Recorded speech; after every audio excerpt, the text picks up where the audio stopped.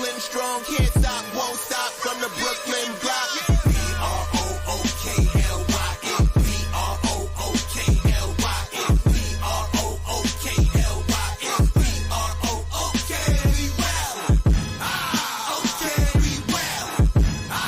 Okay, we well. Okay, we well. B-R-O-O-K-L-Y-N.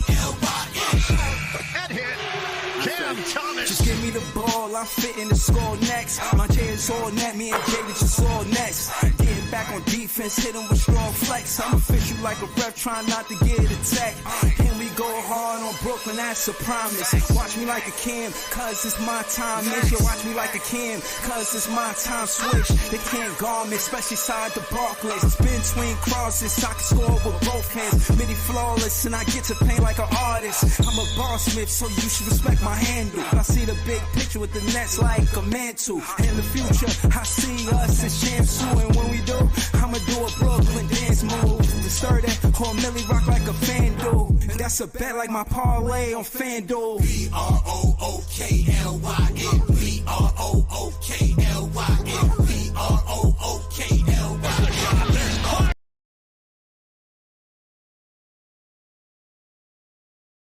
Yo, it's Big Fan Breezy chilling with my guy Leaf, man. Y'all know what it is. Quincy Hoop made this list. This, I gotta say, silly list with these two guards. I can't see why he made this list. So I gotta keep it real with you, bro. This shit is absolutely ridiculous. It's a ridiculous list. Y'all heard me. I went off earlier. You know what I'm saying? And a lot of fans feel away about it. You know what I mean? So be fair to get to it, man. Shout out to my guy Leaf. Y'all can subscribe to him at Leaf4788. But just give us a quick commercial, Leaf, and then let's get into it. Yep, y'all already know what it is. YouTube.com/@Leaf4788. The season is coming, man. The season is on its way, so I'm gonna definitely have a lot of shit going. But for sure. All right. Well, I disagree with this list. It's not just Cam Thomas and Mikal Bridges, but that was the reason why I did the stream is because of that.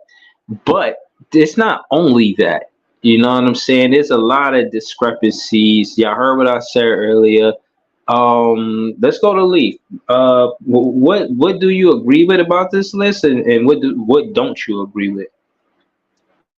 Well, what I don't agree with is the fact that that he assumed that the Quincy Hoops gentleman that did this, he just assumed that he knew what the starting lineups was without actually looking at them. You could tell it's all wrong. So I'm gonna start off on it's gonna be a little bit long, so it's just the two of us. So I'm gonna start off number one, Devin Booker, who I not only do I not have as number one, but I not only he don't if you look at the depth chart on ESPN.com, he's not even listed to play to start at the two guard this year. That's gonna be Bradley Beal. He's listed to start at the one, and now that they have a point guard in Tyus Jones, Tyus Jones is gonna be coming off the bench playing backup point guard minutes. Now I don't know if that's gonna be subject to change, but neither here nor there. Obviously, I had Spider at number one, and I had Ant-Man at number two, just based off the years that they had. So, I mean, a lot of people gonna argue with that. A lot of people think Ant-Man is number one. A lot of people think Kyrie, some, or whatever. Now, the rest of the ranking is all wrong because Mikal is definitely not top five, and I'm gonna explain why. Please do. First off, Derek White. I'm not putting Mikal over Derek White. Derek White is back to back all defensive team. I can understand Zach LaVine being on this list, but the Chicago Bulls don't have him listed as a starting two guard this year either. They have Kobe White listed as a starting two guard. So the list is already messed up there. That's another person that's not going to be listed on this as a starting two guard according to the depth charts. If you go and look at the depth charts, you can go look at it on ESPN.com. They'll show you the potential depth charts for each team. coming into the season.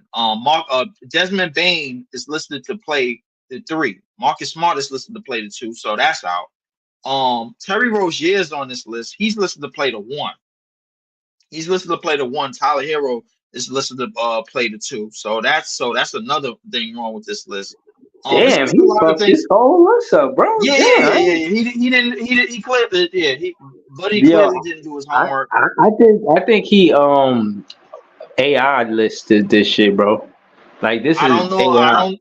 Yeah, yeah. He had to get this list from somebody else. That I don't think there's no way he drew this list up by himself. He had to buddy this list off of somebody else. Because now that I had to hold like the rest of the day to actually do the homework, it's just a lot of things wrong with this list based off the fact that Buddy didn't do his homework, man. Now as far as the rankings go, obviously, Mikal doesn't belong top 5, but I mean, be honest with you, bro, just based off of the year and everything that we know, I ain't gonna lie to you. I'm not upset at Cam Thomas being top 15 just based off of the role that he had coming off of last year. Just based off of that. I'm not worried about the game. I'm not worried about all that other shit, man. Like obviously we know his game. Obviously we know a lot of other players' games on his list. I'm not mad at the ranking. I'm just mad that he didn't do his homework and basically figure out who was going to be starting 2 guard on this list. Now, from 1 through 5, you got to rearrange that shit. That shit just got to be rearranged. Now from 6 to 7, listen. You could rearrange that however you want. Obviously Oh no, but CJ. let's slow it down a little bit. Who's your top 5 two guards in the league going into next season? Well, my top 5 in order. Well, to do it in order. Now that I got the list in front of me, I definitely got Spider. In terms of starting 2 guards, I definitely got Spider. I definitely got Ant. I definitely got Kyrie. I definitely got what's it called? Derek White. And at number 5, damn. At number 5, Maybe Booker.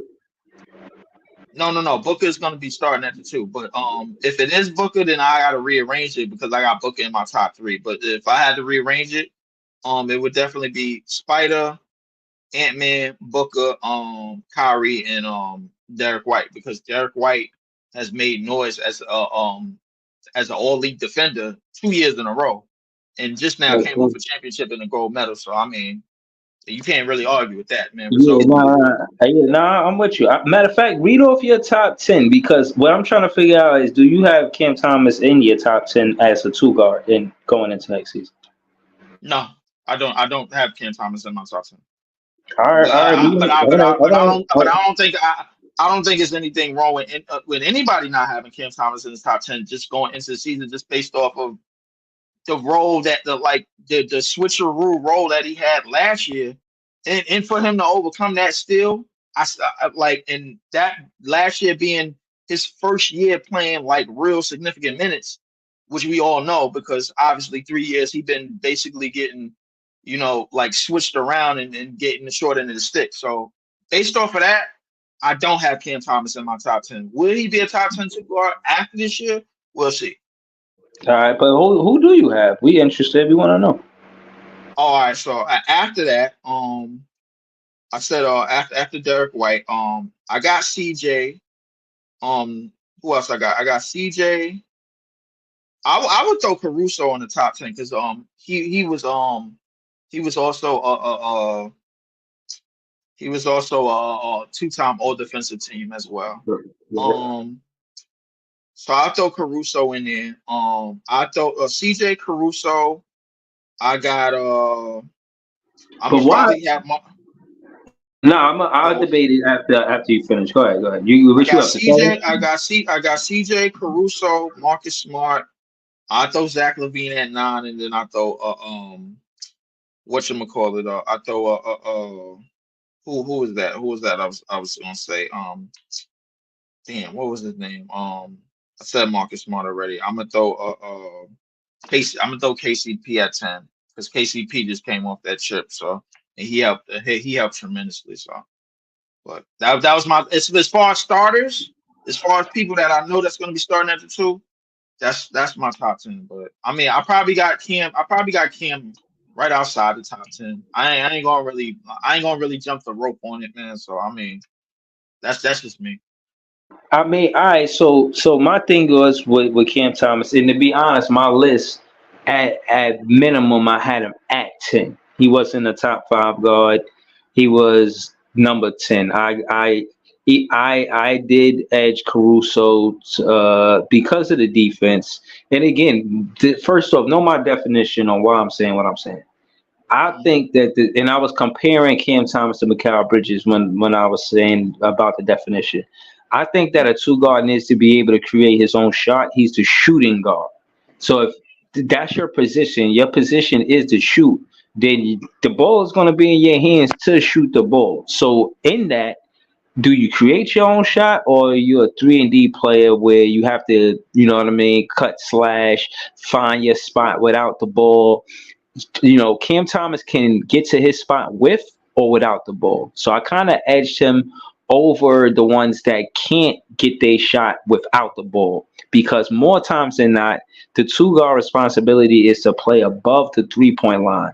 A lot of the times, if you the three, you don't necessarily have to play above the 3 point line. You're around it, but you don't have to play above it. But right around that elbow area, above the 3 point line, usually is where the two guard go. And if you can't create your own shot from there, you know what I mean. I kind of bumped you out of the top 10, unless you was kind of like Caruso. To me, you got to acknowledge his defense. I think because he's such an elite defender that you can't ignore the fact that his defense makes up for his lack of offense. Not to say his offense is terrible, but just for the rule of being able to create your own shot, him not being able to do that but still being an elite defender, yeah, I'll edge it to Caruso. So, but I didn't give it to CJ McCollum.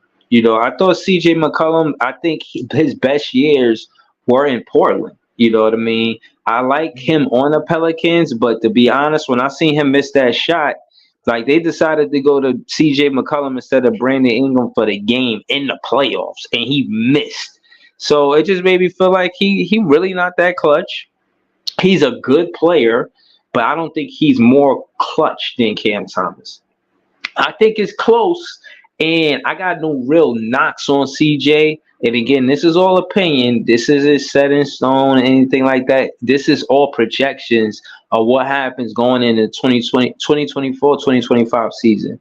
And based on what I see from CJ McCollum last season, he's always good in the regular season, but when it's time for playoffs, he doesn't show up. He doesn't show up, and I think he got enough years in the league for him to be able to be a veteran and actually show up in these playoff games and help his team move to the next round. And I think because he didn't is part of the reason why him and Dame broke up in Portland. So I don't have him as high as a top 10. I got him maybe fringe top 15. So I got Cam Thomas in front of Mikal Bridges and CJ. And KCP, like you said, it's debatable. He helped the champions win it, not last season, but the season before that. But he still gets credit. Um, yeah, man. Again, like I said, if I got Cam Thomas about 9, about 8 to 10. He's not like top 5. He's not. He's not 6. He's not 7. He's either 9. He's 9, 10, or 8 at best. But to the point, um, it's this list had Vessel, the Spurs guard over him. Like, come on, man. For Devin Vassell, yeah. I I understood why Devin Vassell would be placed so high coming into the season, just based on like his prowess. Um, very very good shooter, very good marksman.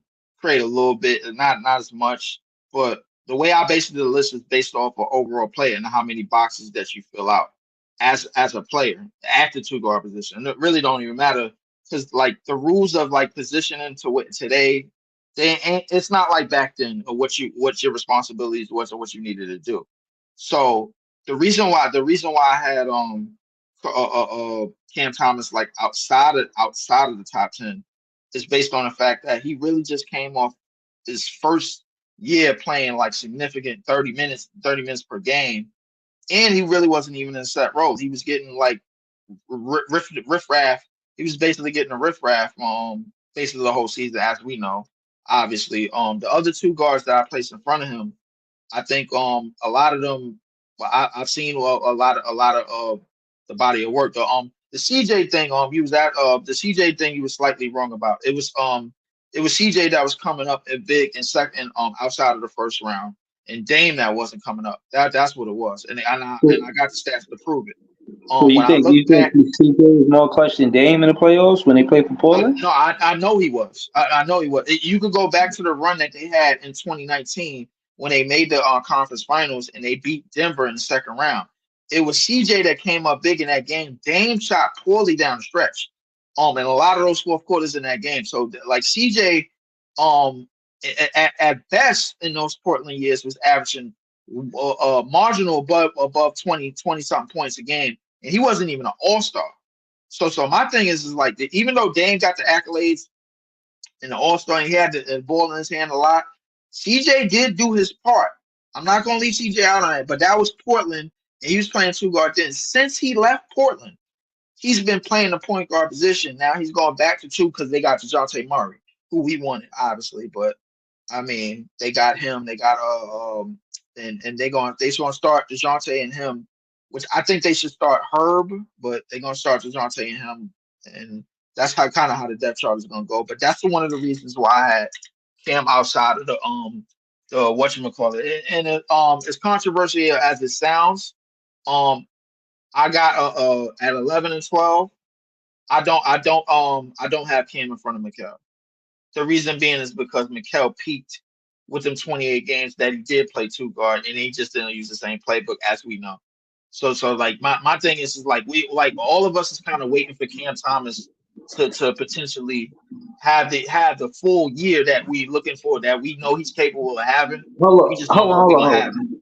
Hold on. So you got Mikal Bridges a better two guard than Cam Thomas I got going I into got next him season? I got him once I got him one spot, just barely, bro. Like I ain't gonna juice it. I'm not But jumping over the but top I'm rope with it. saying, but because of the 28 games. I got him because I've seen him.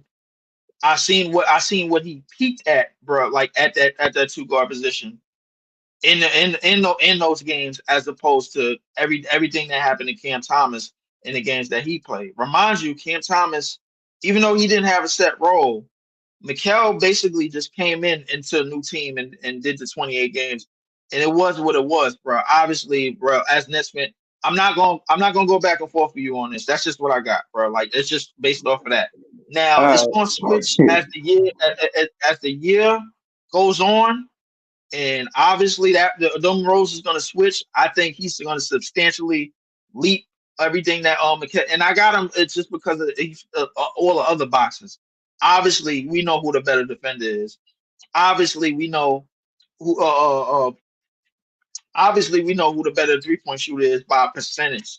Just off the strength of that, bro. Like so, I'm not.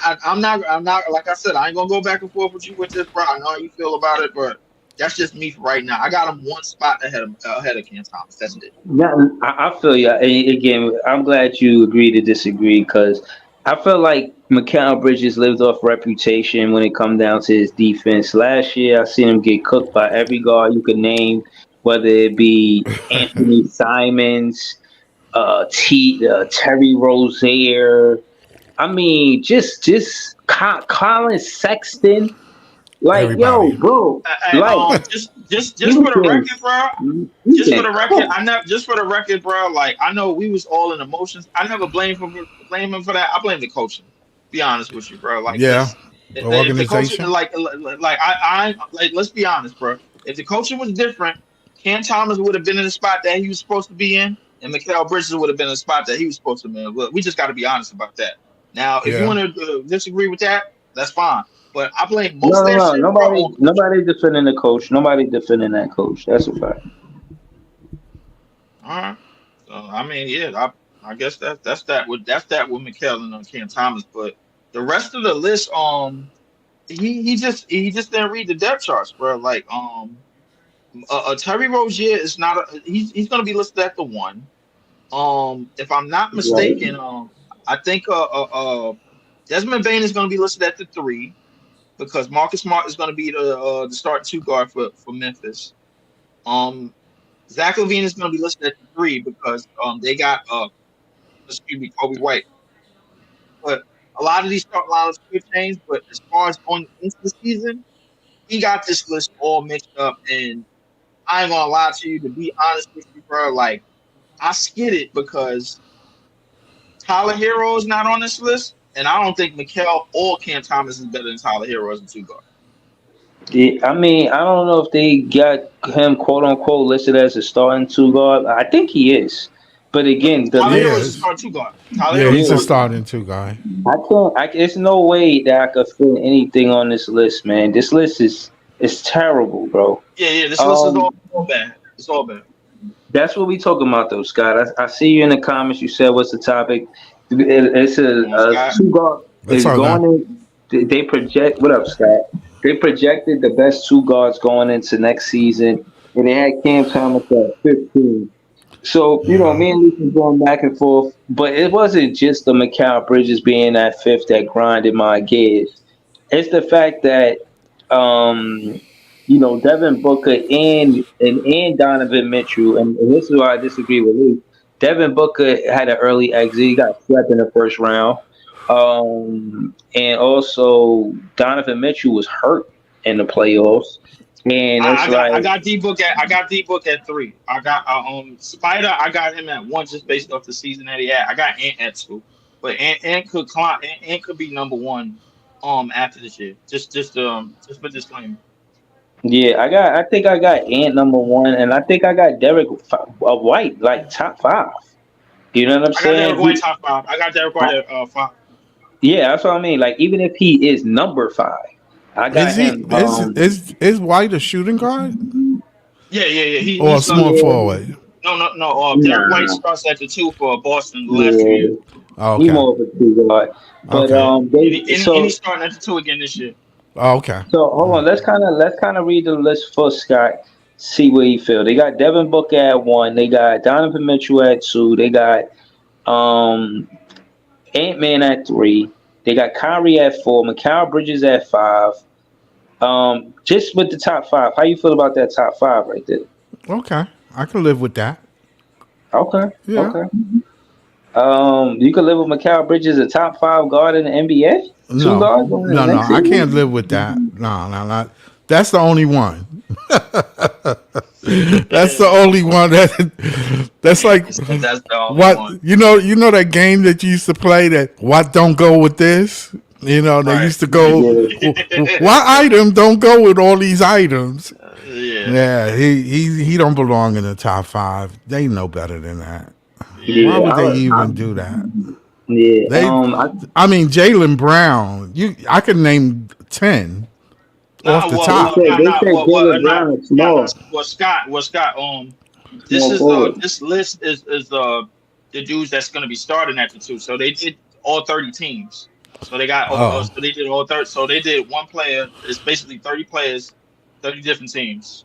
So I'm guessing that Buddy was trying to go off of somebody else's list because clearly didn't read the depth charts that was on ESPN.com because ESPN shows you who is going to start at the two coming up this year. They show you that. So well, if you go to starting, ESPN right yeah, now, well, starting and being the top 30 in the top 30 is totally yeah, different. yeah. So that's It's what totally different. yeah. So, no, but that's what the list has got. It's basically it says ranking every NBA team starting two guard going into 24-25 Quincy Hoops. Okay. That's who did it. So once he said that, I immediately went straight to ESPN and looked at the depth charts. Right. Boom, boom, boom. Now I had to figure out whether the dude was capping or not. And sure enough, Terry Rozier is not a two guard. Right. He's at the one. Desmond Bain is not a two guard. He's at the three. Yeah, they That's got. that's number. Devin Booker is not starting at two. He's starting at the one coming into this year. Bradley Beal is. So realistically, in terms of the 30 teams, in terms of the starting two guards, not two Yeah. guards, I'm talking about starting two guards, Yeah. he got it messed up. Yeah. Yeah. Yeah. Yeah. I see what you're saying. Most definitely. So we got to stay on to that point. The list says starting two guards, not the top two guards. It says starting two guards. If it would have says top 32 guards, then we naming anybody that played two guard and that was Devin Booker basically is doing their playing thing. point guard this year. Yes, Yeah. he's supposed to be that. Well, that's That's what it's supposed to be. I remember. yeah. Yeah. If you go on ESPN, they got him playing point guard this year. That list is stupid. That list is it's all not, over the place. that list ain't cutting it. That list ain't getting it. I had to chop this list up, man. It took me maybe a couple hours because I was doing shit, but yeah, this list ain't it. Now, as far as Cam Thomas being at 15, I would have put him at maybe 13 because I don't think right now, right this second, I think Mikal is like a spot over him, and I think the next spot over Mikal is the Tyler Hero. Okay. So I'm just going. That's just for now. Like now, that's gonna be subject to change as the season goes on because obviously Cam Thomas is gonna be occupying that spot. Just we already know what's gonna happen, bro. Like I can feel when people say like Cam is in the middle of a pack because, and I will give him the grace on that because Cam only really technically played a season and a half so far. Right. He's been in the league 3 years, and the list is consistent. Right. And the list consists of players who's been playing all season for the past couple of years. Right. Absolutely.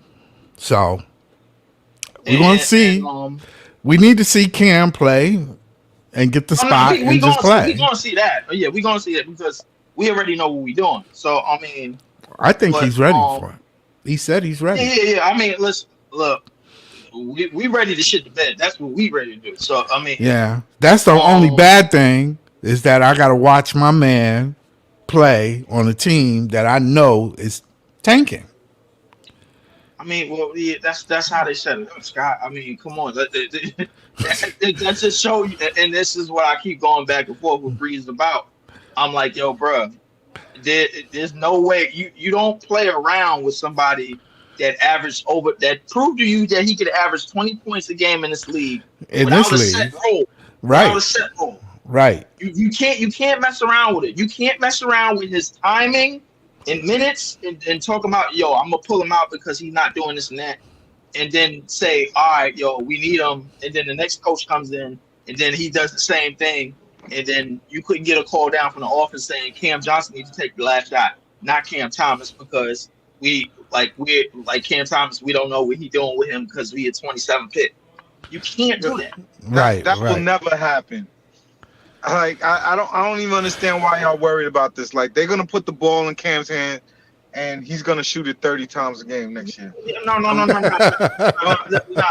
even worry about that. No. PT. Here's the thing. I'm telling you what I seen happen over the last year.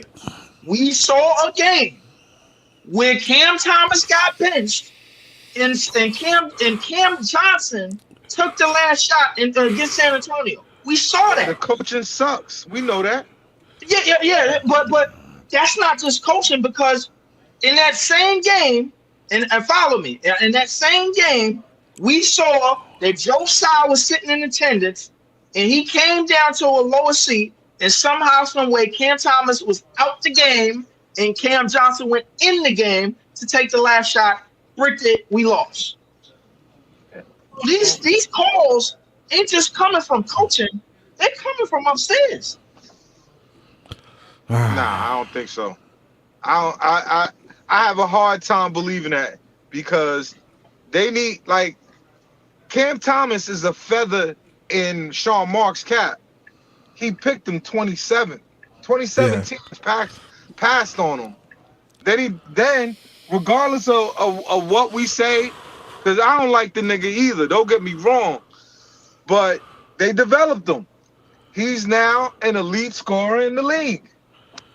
A player that 27 teams passed on. So now he's on a team. He's the sole scoring option, which is gonna hurt him because he's gonna have to figure out a way to score by himself with nobody else pulling defense towards him. You know what I'm saying? But he's gonna shoot. That's tough. Like whatever we believe Cam Thomas is, we're gonna find out because that he's definitely getting an opportunity. There's nothing in his way. He's going to score. PT, listen, in terms of the opportunity, like we're looking at it from a visual where we seeing a little the way that the roster looks, and we're like, all right, Cam Thomas is all we got. Boom. What I'm seeing is borderline clear cut sabotage because you don't get me wrong, you picked him at 27 when you had Katie and Kyrie. I understand that. He's always been a scorer since high school, since college, and now into the NBA. And we all seen glimpses of it little by little, even when Kevin Durant and Kyrie were here. We saw glimpses of it last year. You toyed around with him while we was making trades. You seen glimpses of it the year before when we was trading Kevin Durant and Kyrie in them 40-point games where we didn't even have a full roster. We saw glimpses of that. You played around with him then. Now you're playing around with him again and saying, yo, hey, listen, here go this shit roster. We need you to turn chicken shit into chicken. Hey, figure out how to turn chicken shit into chicken salad, and we'll figure out how we gonna pay you some borderline max money. I think they'd be perfectly happy with chicken shit this year. I don't think they got a problem with chicken shit. No. They don't. No. BT, they don't. I don't know if Cam Thomas does. I don't know if Cam Thomas is sitting here like, yo, damn, this is my way. Y'all, this is how I got to show I'm a 20-something per game scorer and raise my assists and rebounds and play better defense. I got to do it with this roster. Yeah. What Cam said, they think we just gonna lay down. We're not gonna lay down. He said it in Vegas. He said, I don't care what the front office want to do, lose games, whatever. But for the team, we're not gonna just lay down and lose. That's what Cam Thomas said. Yeah, that's what he said. And you know what? That's how the front office be like, hey, listen, we don't think you're gonna work out here, man, for what we trying to do, which is tank. And I'm pretty sure Cam Thomas ain't sitting back like, yo, yeah, we just gonna lose games on purpose, man, because they said so. Everybody upstairs. So my thing is, to me, there's a disconnect. There's a strong disconnect. Cam Thomas wants to go out and compete and win and do all these things. The front office does not want to do that. There's a disconnect here. You got with Cam Thomas because you just said Cam Thomas in Vegas said this, but the front office is clearly thrown away everything. We got our picks back like we wanted, and now we expecting Cam Thomas to sit through this shit. Yeah, hold on. Let me say this. Tell me I'm wrong. Tell me I'm going crazy. But hold on, I don't know if you're going crazy, but I don't know if you read the Slam magazine article that when they interviewed Cam Thomas. They just interviewed him like a day or two ago, and they asked him these same questions. And basically, he was saying that he working on his game, and he want to score 25 points or more. He worked on his game last year. He talked about the player development on how he learned how to catch and shoot. He talked about just how he know that he was underestimated, and he don't mind, the odds being against him because he'll prove them wrong. He just sound like he confident, he weathering the storm. But in my opinion, to your point, Leaf, if he wanted to force his way out the same way Mikal Bridges, KD, Harden did, he would have forced his way out to be on a contending team. I think he knows that if he leaves the Brooklyn Nets, he's going to be second fiddle somewhere else That's just what it is. And to give credit to other fans who say he might be coming off the bench, I think maybe that be a situation he feel like he shied away from. He said, you know what, I don't want to leave the Brooklyn Nets because I don't want to come off the bench on a different team. This is the team that drafted me. This is the team that is going to get me the contract that I want.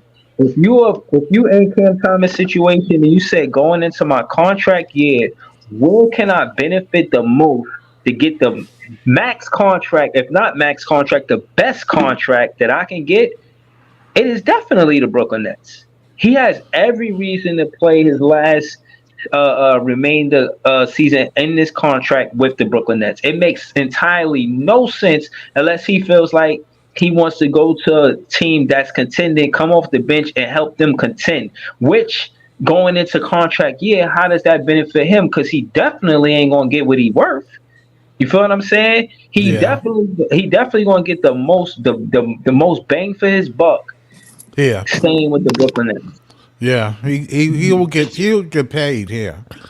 Just to let y'all know, I'm on Hoops Hype right now. I'm looking at NBA salaries after this year. It's a qualifying offer for $5.9 million for Cam Thomas. He doesn't have to opt into that. Opt into that. That's basically a player opt. That's basically the same as a player opt. He can I basically don't think tell he these take niggas. that. Yeah, of course he ain't gonna take that, but obviously he could basically tell these niggas, yo, mark it back to zero and opt into free agency, and then go out and then everything that we've been saying about that I've been telling people about Cam Thomas being bullshitted around, being quote unquote bullshitted around by this front office and by this organization, as we all been saying, by the coach, by the front office, everybody.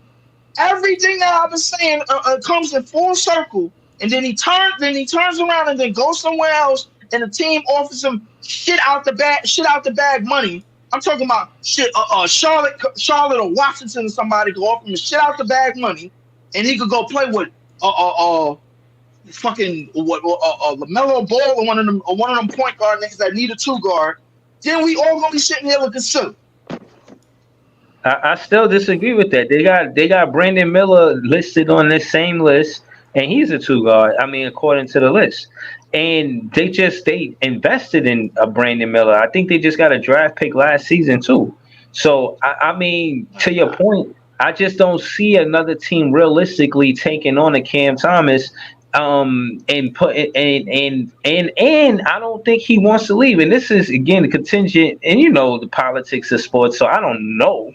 But contingent on the interview he had with Slam Magazine, it sound like he wants to stay here. It sounds like he wants to build his career here. And like I said, it could all be professional talk, and this could be semantics. But to think that he can go elsewhere and start and score 25 points and get the amount of shot attempts that he's going to get on the Brooklyn Nets. It's far for me to feel that way, bro. I can't agree to that. I think he's going to get the most shot attempts, the most opportunities on the Brooklyn Nets. And I don't think they're going to play with him, because why would you play with somebody like that knowing, even if that was the case and they play with him with Harden? Hold on, let me finish. Even if they play with him or Harden, Kyrie, and Kyrie and KD here, those are all stars, solidified stars. That again, when you're management, when you're a GM, that this is your first championship run. In my opinion, he gave too much power to the superstars. Way too much power to the superstars. And now I think they want to take that back. They want the power back in the coach's hands and the front office, the GM. So they're not going to empower players like that where they just do whatever and all of that. Nah, I think Cam Thomas, he's going to fit in the system. But the truth is that he can't be the number one option nowhere else but the Brooklyn Nets. And he's not leaving the opportunity to be the number one option to play second fiddle to nobody. Cam Thomas is a volume shooter, It's a and lot he's of not the most speculating going on. efficient. He's not the most efficient shooter. So I know he wants to be somewhere where he can put up the most shots. That's a fact. It's a lot. It's a lot of speculating going on because, like, no, none of us know whether we want to be in anywhere taking the most shots. It's based off of bullshit interviews and articles and all of that, bro. Like the thing What's is that bullshit about the interviews and articles? This is him speaking. Listen, it's not. hold This on, is no, his no, perspective. hold on, wait, well, let me finish this. Now, here's the thing. The thing why I call it bullshit is because at the end of the day, bro, like a lot of these niggas know that they not gonna be making no crazy out of the ass money. So the thing is that like the thing that you got to get to make a lot of money in today's league, you got to rack up some accolades. And the thing, and the first way you do that, you kind of got to start making the postseason, winning a All NBA team, MIP, all these awards. Like that shit add up. It's the reason why a lot of these niggas is getting 100 and 200 million dollars and shit in a third year. You've seen Scotty Barnes out of his draft class. You've seen Franz Wagner out of his draft class. You've seen a couple other people out of his draft class that get some crazy ass money. My point I'm trying to make is this. My thing is that Cam Thomas, bro, like, even if he does put up crazy numbers in this year, which he probably will do, at the same token, the option is still open for him to go elsewhere after this year. I'm looking right at it, bro. Like if you're telling me that we're gonna draft a player of top three talent and still keep Cam Thomas here, and with the way that he spelled That's what I'm this telling you. organization, with the way that he spelled it, with the way that the organization been just throwing ricochets all over the place with his timing, on the court, with his shots, and then pulling him, and then DMPs, and after DMPs, like yo, the like a lot of people that's been telling me, yo, our front office is wasting him away over here. I'm starting to fucking believe it because they've been bullshitting. Bro, Steve You Nash and don't play Jock Vaughn. around. But Steve Nash and Jock Vaughn will never coach in the NBA again, bro. Think about it from what your perspective. They seen Jock Vaughn and Steve Nash play with Cam Thomas 2-3 years. Chill. You admire Chill for his basketball knowledge. Even he said it. Yo, why are they doing that to him? Case in point is, but you said that contingent on Jock Vaughn and Steve Nash being the head coach. They will not coach another game in this league. And what you mean? He had two coaches. Kevin Ollie gave him run. But it's not just them. What you mean? The thing is, Kevin Ollie gave them run. He gave a lot of young players run, bro. Like yo, motherfucking Clowney was in the G League man before whatchamacallit got their head coaching seat. I'm not saying that to say anything, but I don't think Kevin Ollie was basically the running man to get this running thing going. My thing is that we hit the button because we really didn't have no damn choice. We hit the reset button because we really didn't have no damn choice. That's one. But what about the talking point I just said about Jock Vaughn and Steve Nash not being able to coach in this league no more because of the way they play with Cam Thomas? And that talking point means that they was getting they were yes men. They were getting shit from upstairs, and Steve Nash was being run by the players. KD, Kyrie, and whatchamacallit, which you already admitted to. The second go around, Jock Vaughn, bro. Jock Vaughn was being worked around by upstairs. I gave you the game. You remember this game. Cam Thomas got put, we was playing the Spurs. Cam Thomas got subbed out, and Cam Johnson got put in. And all while that was happening, our owner walked his way down the stairs during that last quarter. You remember that? I'm pretty sure you remember that game because you did it on this podcast, and we talked about that shit. He got subbed out. You know who was the coach when he got subbed out? It was Kevin Ollie. He told him to do that.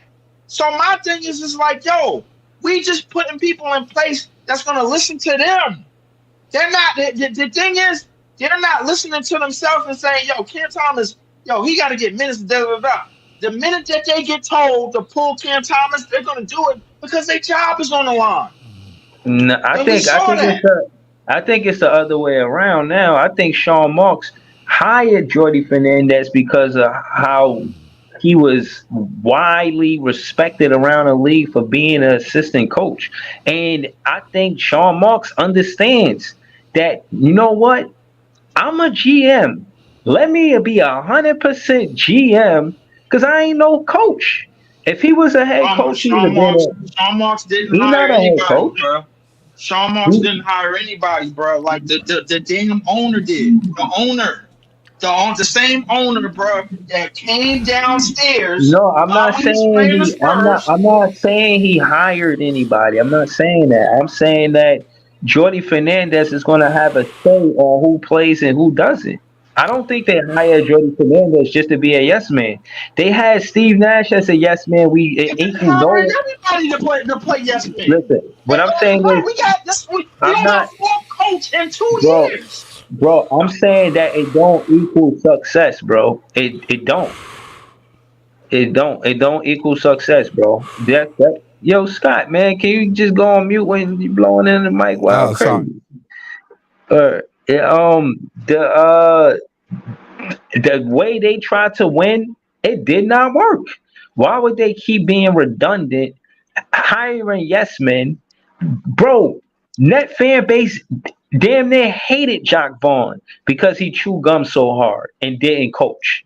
Nobody don't want no goddamn yes man. Steve Nash, the first year he was here, Dan Tony was really the head coach, Yeah, not that's Steve true. Nash.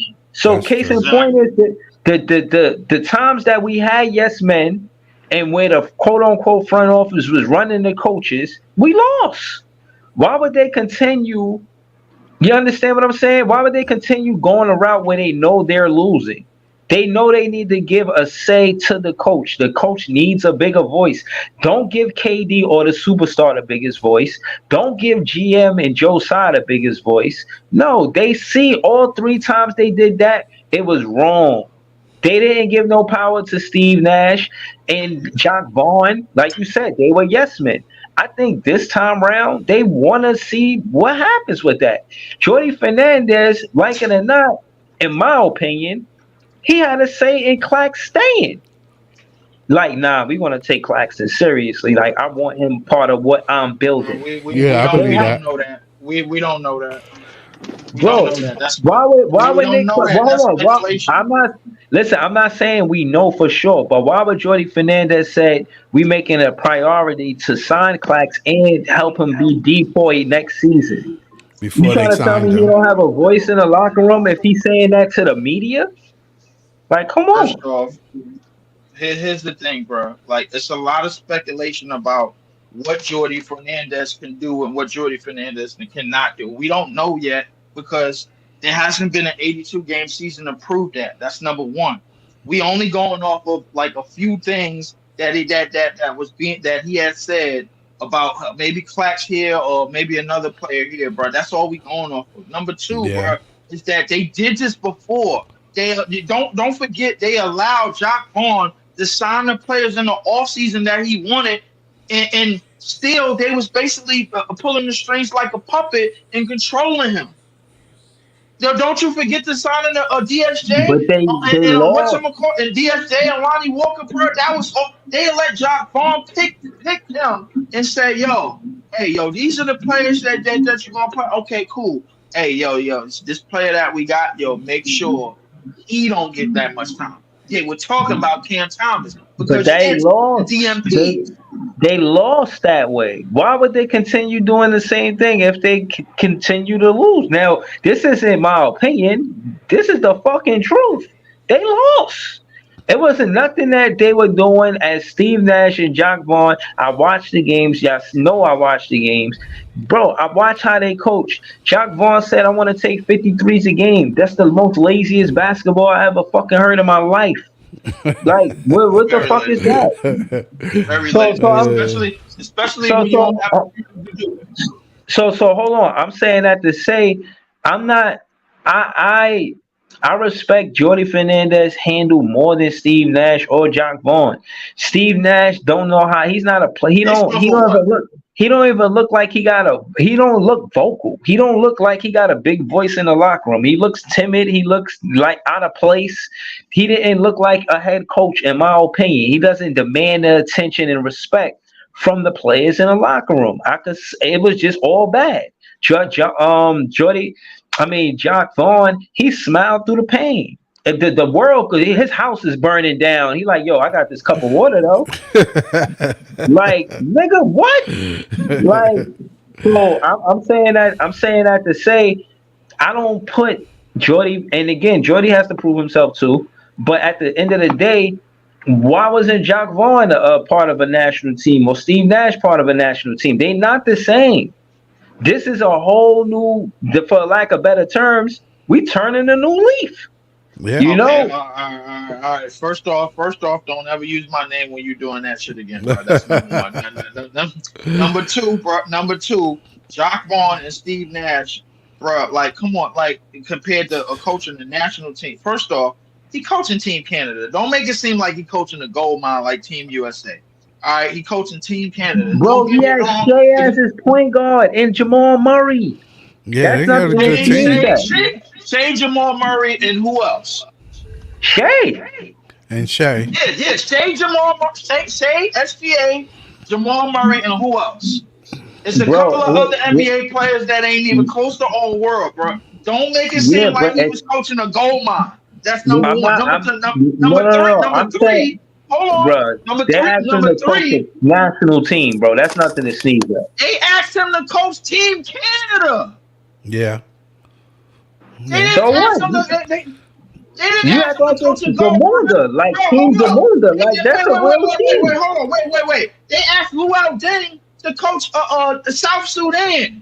Come on, it ain't no soul, bro. There's a national team, and then there's other countries. They asked the nigga to coach other country. That's what he did.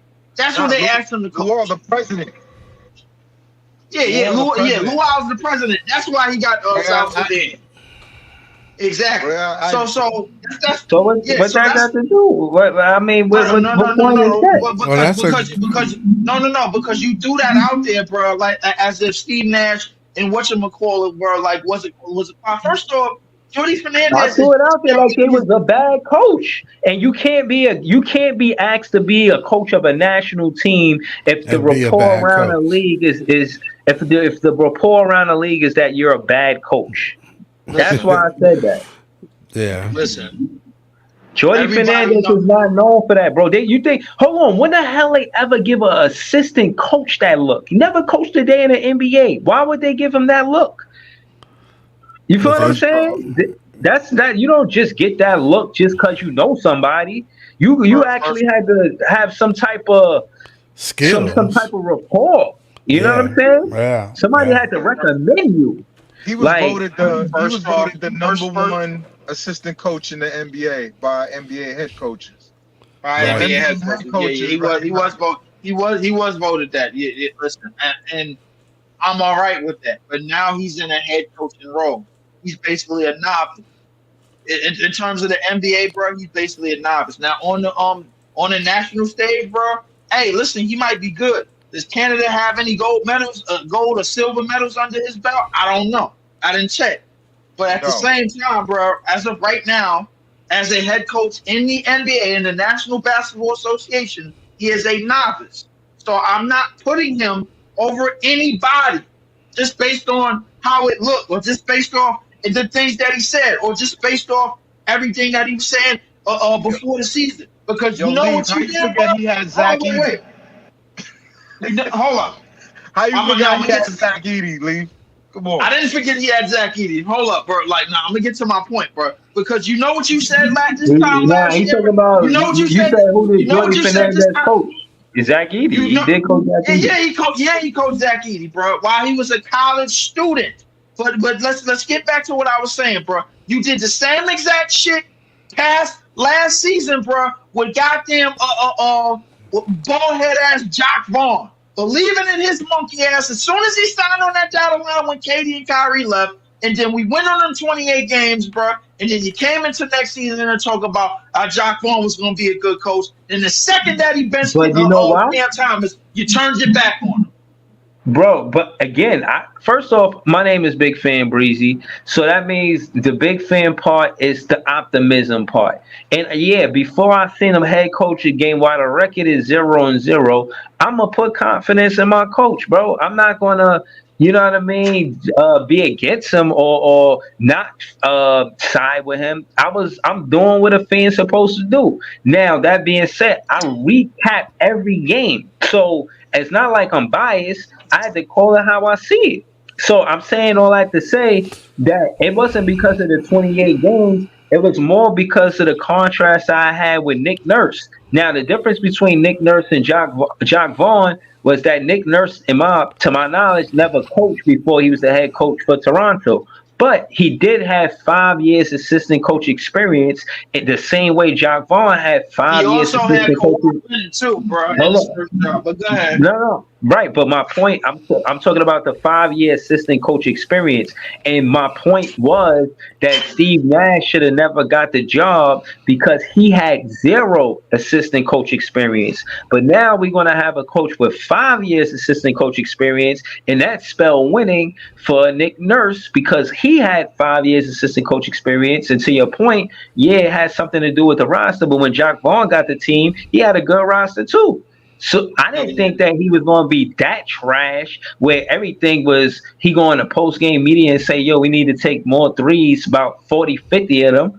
Like, what the fuck, bro? Like, there's no way I could have predicted him saying that in the post game interview, especially when it wasn't our strong suit because we were going to Mikal Bridges and Cam Johnson for us to win or lose the game. And a lot of times they took the last shot or shots that to keep us in the game to close out. They would miss. And he would keep going to them. And that, in my opinion, to what you said, came from the front office. We paying these guys the most money. We want them taking the last shot. And I just think that's how I think that was how they added it up. And they were wrong. I don't think they continue to do the same wrong thing over and over. I just don't, bro. I think this is a new beginning. I know you don't want me to say turn a new leaf. I thought it sounded clever. I thought it was clever. But I still think that this is the beginning of something new, bro. It give me Kenny Atkinson vibes. Not the same exact way, but just we building something. That's what I get from it. I'm not asking Philippe to agree with me. We just gonna have two different perspectives. That's pretty much it. If it's Kenny Atkinson vibes, bro, then that means you want this roster to stay in place. That way we could be 42-40, and they could trade these niggas and try to upgrade. That's exactly what you're looking for. Bro, no, I've seen progress from Kenny Atkinson every year, and we wasn't 42-40 the first season that Kenny Atkinson was a coach. Nah. We weren't. I know. You know what I'm saying? I know we wasn't. It was under 500. I know it wasn't. Everything works out. We win 4 games. 3 years to get to 42-40, bro. Like, and then all of them against the Knicks. As Hold long on, as hold we on. sweep the Knicks, it's a good year. I'll take 4 and Talk your shit, 78. PT. Talk your shit, I'll PT. take 4 Hold on. and 78. We gonna go around the panel. We gonna let Scott, PT, and Big Priest go. Me and Leaf pretty much started the stream together, so we almost an hour in. This is my 1,000th video. Please subscribe to the page. I got more videos than subscribers. 34% of people watching are not subscribed. I asked why. Nobody put no answers on why. I'm going to do my best bringing y'all better content, but I digress. We're going to go to Scott, PT, and Big Priest. We're talking about the projected list made by for 2 guards. Who is the top 2 guards in the league? Just to give you some context, Big Priest and to Big Priest and PT, Quincy Hoops on IG. He got the number 1 2 guard going into next season, Devin Booker, then Donovan Mitchell, then Ant-Man, then Kyrie Irving, and at 5, I know Big Priest gonna love this, Mikal Bridges. You know what I mean? So those are the top 5. Y'all. Again, I want to hear Scott, PT, and Big Priest speak on this because You know, Breezy. me and Lee pretty much spoke on this already, so I don't want to be long winded. Let's go to Big Priest, and then we're gonna go around the panel. Talk to us, Big Before Priest. you stop, Breezy, who said who? Wait, what was that list? That the fifth best point guard in the NBA is Mikal Bridges? The two guard, yeah, Two best two guard. guard. Oh yeah, word. All Blasphemy. right, I'll wait for my turn. So That's we're gonna go to PT after Big Priest. Big Priest, talk to us, man. What's good? Big Priest, you there? All right, we're gonna wait for Big Priest. PT, talk to us. So they want to convince me that Mikal Now Bridges. hold up, PT. Hold up, PT. Oh, My go mic was ahead. jacking up. I'm here. I'm here. Don't No, skip go me. ahead, Priest. Go ahead, Priest. Because before all the contrarians go, I want to go. Okay. I'll fall back. Go ahead. Um. Um. I see why. I know what Breezy's effort or what his mindset would be. I can see why because I know how the NBA views Mikal Bridges, so I can see why he would be high on the list.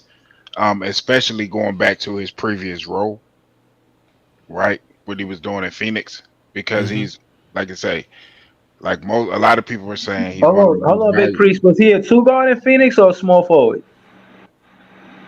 He played either or. He played the Nah, he three, was a but he played small for either like or. more of the season. He played like 5 seasons, 3, 4 seasons as a small, and then he had like But I'm one not season as talking a two about. guard. I'm not talking about the position. I'm talking about the role.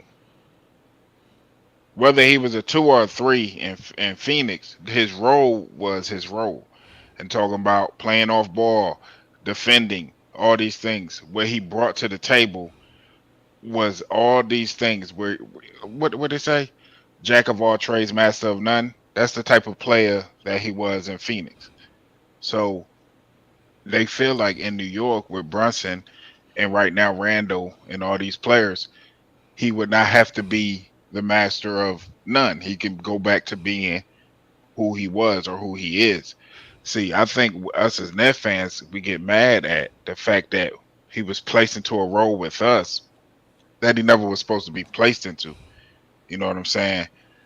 Which clearly didn't hurt his stock because we got 6 firsts for him. So, I mean, to me, I can see him as a top 10 off guard in the NBA. I mean, five might be high. I have to look at it. I probably wouldn't have him at five, but given his role and what he's good at, and him being able to excel in those areas, I could see top 10 ish. Bro, they got him. Big Priest. They got him better than Derek White. Like, come on, man. Derek White. They got him better than a lot of guards. Zach How about this? Levine. Let me ask a Like, question. And I come don't like on. Zach Levine, so you ain't gonna. I don't like Zach Levine. Yo, That's he my not better personal than opinion. Desmond Bain. But He I put it like this: if you replace Derek White with Mikal Bridges on the Brooklyn Nets, like you send Mikal Bridges to Boston and you send Derek White to Brooklyn Nets, what you think he'll do? Who, Derek White? Last year, last year, play a And, hell of a lot better defense. bro, on cap, bro. hell No, he yeah. wouldn't, bro. Not Yes, in he that will. role. No, he wouldn't. I watched Derek White his whole career coming from San Antonio, where he didn't have no talent, and he immediately excelled when you put talent around him. He was playing like ass. He was playing like ass in San Antonio. But see, we forget that. I mean, he almost was a Finals MVP. So I'm I'll not take talking that about that. over. I said I if you put I when the see, that's lights why was on. we prisoners of the moment, PT, because if you Well, take the Derek White from San Antonio, that wasn't a Finals MVP. That was a guy who wasn't doing shit on a yeah, but team he was that wasn't. young. They traded shot. I mean, they traded I Dejounte too said from that team. when he got to Boston, you immediately saw him play better because he was around better talent. Oh, That's of why I course. said if you take Derek White and swap him with Mikal Bridges 1 for 1, I think Boston it gets better. You might not agree with me, but I think Boston gets better, and Derek White's play goes down precipitously. So let's play the game. I'll say the shooting guard. You tell me if he's better than Mikal. I said I can see 10 ish. I didn't say I agree with the number, but Cause Because is he better than Jalen Brown, No, Donovan Mitchell, no, Zach no. LaVine? I don't like Levine. I'll take him over Levine. I don't All like right. Levine. LaVine hurt too often anyway. He hurt too I think. much. He don't play defense. He take bad shots. He never contributed to winning ever in his career. I don't like Zach Levine. How about Desmond Bain? I will have to see more from Bane. Bain is a beast now, but okay. Bradley Beal. I take him over Bill. I don't think Bill is a winning player. I think Bill puts up empty numbers. How I about think Phoenix would hold on real quick before you go to the next person. I think Phoenix would take him back over Bane. Oh, over um Bradley Bill right now. Marcus Smart. I think he's better than Marcus Smart. No, I'll say he's never been I he's think he's never been better than defensive Marcus player of Smart. the year. I think he Here's should have one. been over Marcus Smart. I think that was a Here, bullshit award. here's one nobody's gonna ask, but except me. Anthony Simmons. Anthony Anthony Simons. Thomas. I think he's better than Simons. Simons is better than them. Oh Lord, we watched Simons. He bust Mikael ass twice at Barclays. He twice last year rather. No, again, you looking at Dominant where he over was him. at. Hold on, you look at what he was asked to do when he played for us. I'm telling you that I'm not. I think he's. I think it didn't make any sense for us to try to play him in that way. Um, and that kind of hurt his value to fans of the team. I'm a basketball fan first. I know what the young man can do. I've seen it. Um, In Phoenix, you mean? yeah, in Phoenix in college, I mean, he's from that Philadelphia area. I've seen him play a lot. So, yeah, I don't. That's why I don't kill him. You see what I'm saying? That's why I never killed him. I don't like him now. He's a Nick. But if we having a Yeah, no, conversation and I'm being unbiased, I mean, it is what it is. I'm taking Anthony Simons over him. That's I'm your taking prerogative. You know what I'm saying? I'm taking Jalen Green over him on potential because he hasn't shown I the mean, if you consistency. take him on potential, you got to remember. I think too. Now, see, if we talking. I'm thinking these teams, right, would take him over. Like a guy like Ime Udoka would prefer a player like Mikal Bridges over Jalen Green. You know what? We know that. We know that to be a fact. Okay, that's fair. That's fair. How about DeJounte Murray? Does he count as a shooting Hell no, guard I'm to you? taking DeJounte Murray. I think he's a point guard, but I'm taking DeJounte Murray. Harden. Right now, I'm taking Bridges over Harden. Right now. Really? Yeah, Harden don't. See, Harden is too. Oh my He's goodness. better. Let me tell you why. He's a better player, but I would prefer what I get from Bridges in his role. You see what I'm saying? I would Yeah. prefer in his if he's in his role in that role we had him in. No, but Harden can't lead no team either. You see what I'm saying? He was the third best player on Philly. He quits on teams Averaging 20 and 10. on a Philly team that had Embiid. Okay, all right. And B always breaks down. Harden always quits. I mean, you can say that, bro, but listen, Because it's true. So fine. so If you want to say that as far as the postseason, it's that's true. fine. No, As true. far as the postseason, that's fine. He quit in Brooklyn. He quit in Philly. It's true. What do you mean? If I As didn't want to say far that because as of the far as the postseason? postseason, you can say that, bro. I'm No, not debating that at all. You don't remember the game in Sacramento? As far as the That postseason was the goes, regular bro. season. Leaf. Now you see. Now you giving me one game in Brooklyn when he was here and he wanted to get traded. That's fine. And then he stopped shooting up. That's So I can fine. only give you the But one what game. my thing is, what does your game produce?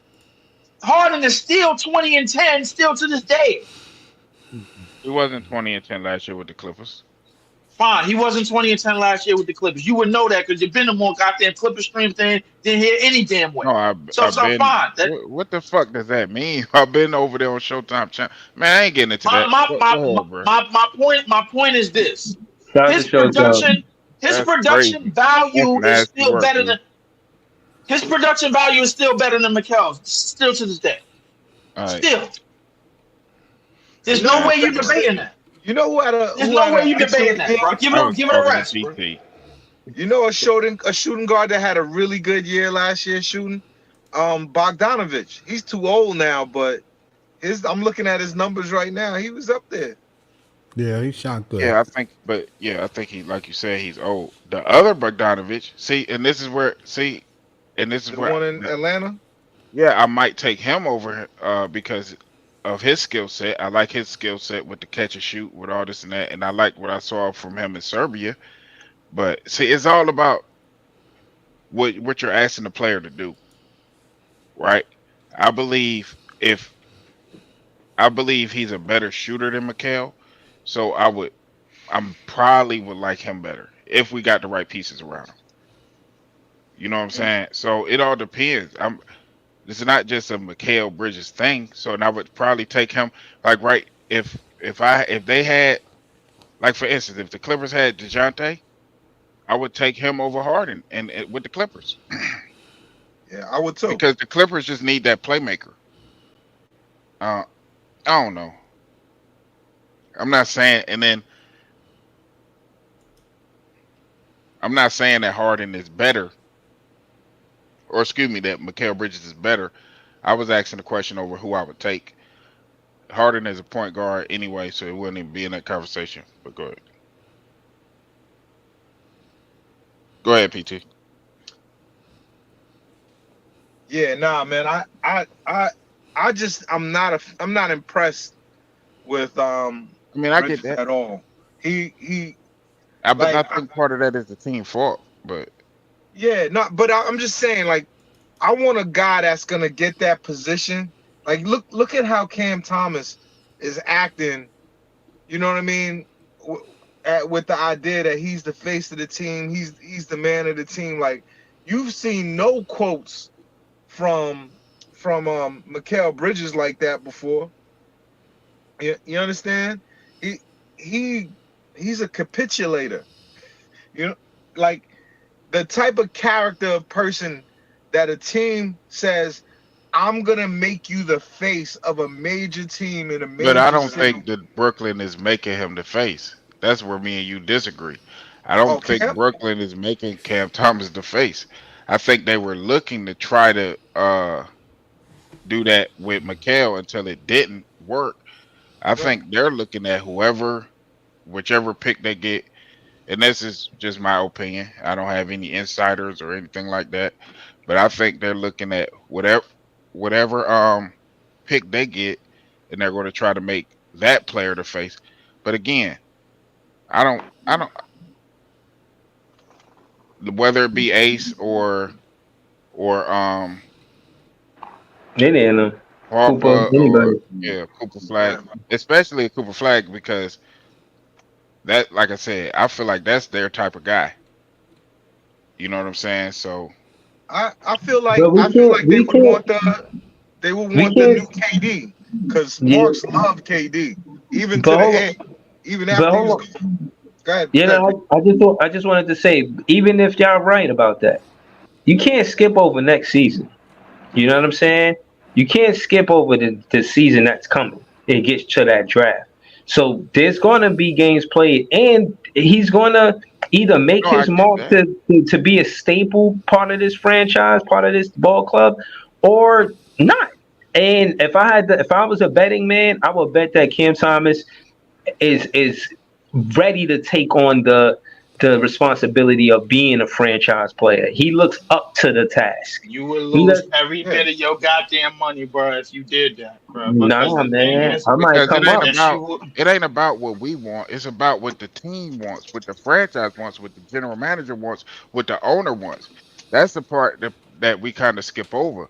Listen, Yeah, if Cam you Thomas come might out and want score Cam Thomas 26 to be the plus, face, to be the guy, but if the team that if that's not what the team wants, if that's not what the front office wants, if that's not what um the the coaching staff, et cetera, if that's not what they want, they with all due respect, it don't really matter what the fans Priest, want because they gonna do what you're missing, Priest, the fans, the customer is always right.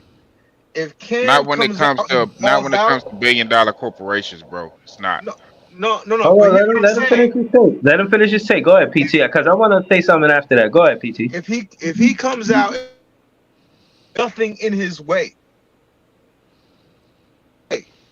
he's gonna start. He's gonna take 30 shots a game, or something like that.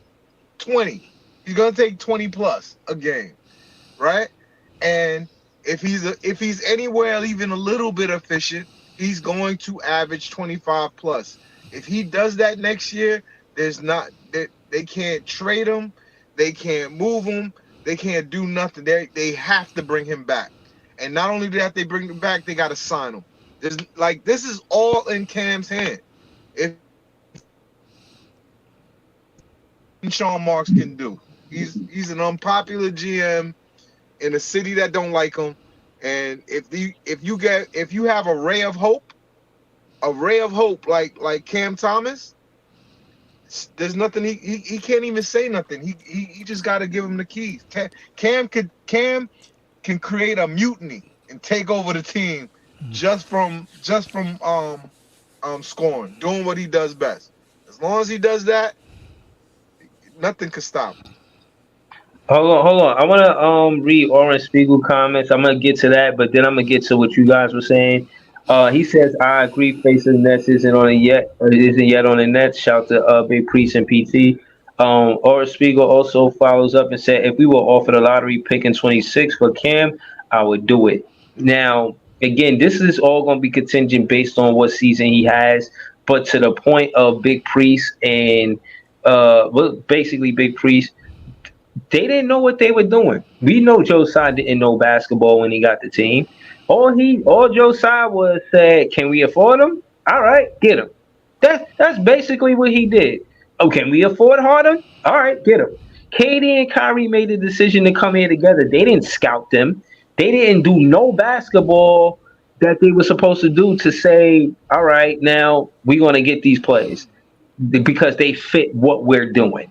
They were the hottest free agents on the market. They wanted to come here. They signed them. That's basically what happened. And every team Now, will do that every single time. right. Yeah. But It no, ain't but no, about no. But scouting hold when you on, talk about No, no, effectiveness. no. That's again, Joe Tsai signing them wasn't the problem.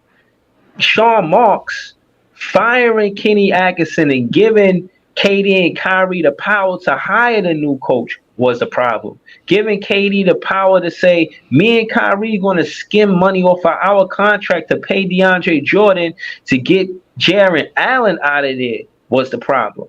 Those were the two main things that happened well, in the Harden trade. That trifecta fucked us over until I guess right now. So I'm saying that to say they basically didn't do no basketball. They just did basketball business. The business of basketball is financially. Can we afford this top tier talent? Fuck if they got chemistry. Now the aftermath is KD, Kyrie, and Harden, we'll call it what you want. They play less than 20 games together. When you look at in KD and Kyrie in 4 seasons, play less than 100 games together. So my point is, yeah, you got these guys, quote unquote, on the contract, but you don't got them actually playing in the roster in the rotation, not like on a regular basis. And again, to the point, if the potential is monumental, everybody feels like this is one of the biggest failures the NBA ever seen with the big three not working out with the Brooklyn Nets. But the point is, that shit is just names on paper for the most part, and that's based on the numbers that I just read to you guys. Now, I'm saying that to say, look at what happened when they tried their hand in the free agency. Why keep going that route?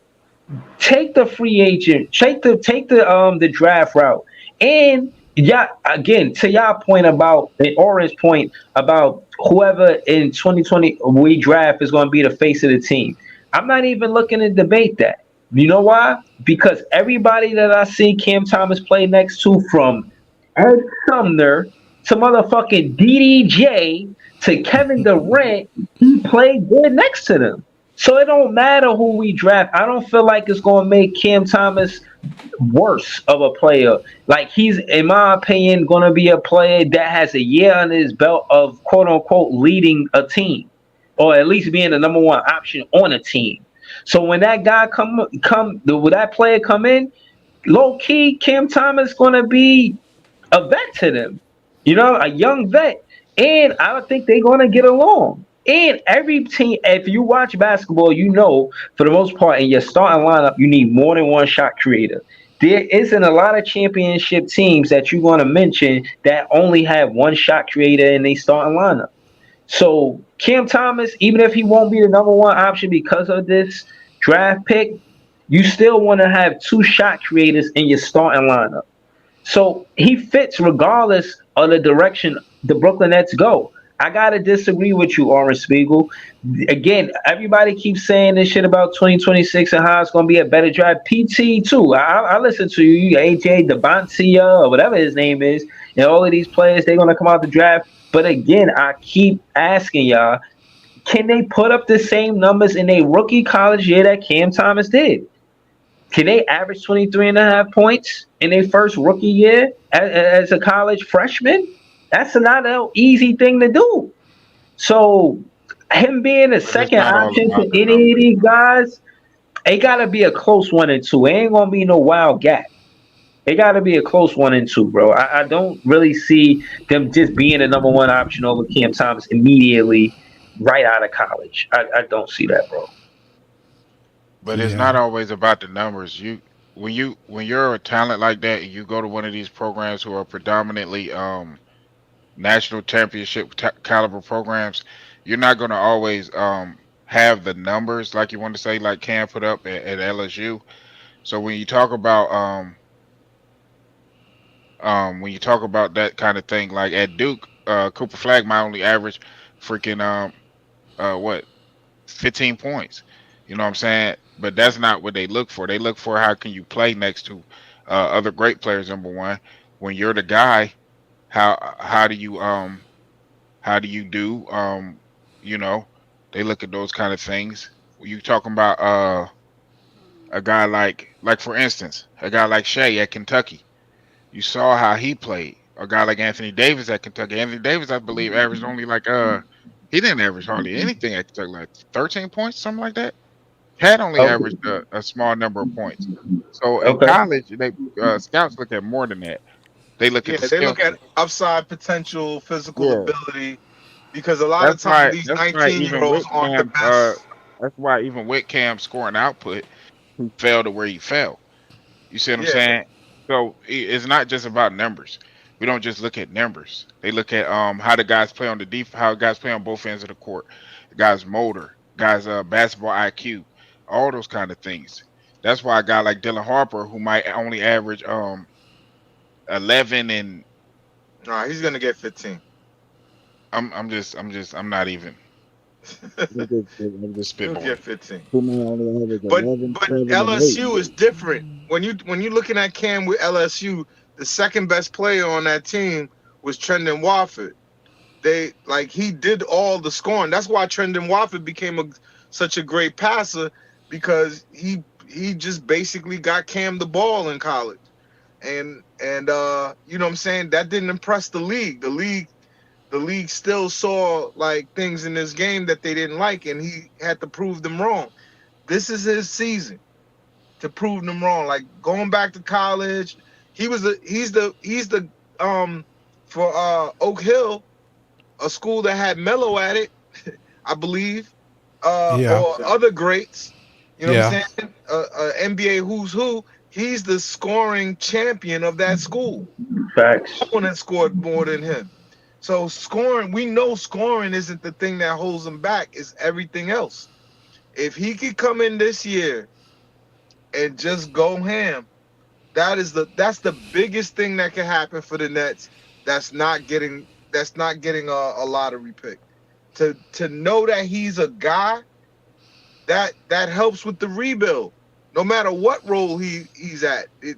Off the bench, starter, doesn't matter. If he's a guy, if he's Lou Williams and above, if he's Jamal Crawford and above, yo, that's a win for our team. Our team is better because of it. So I'm hoping for it, man.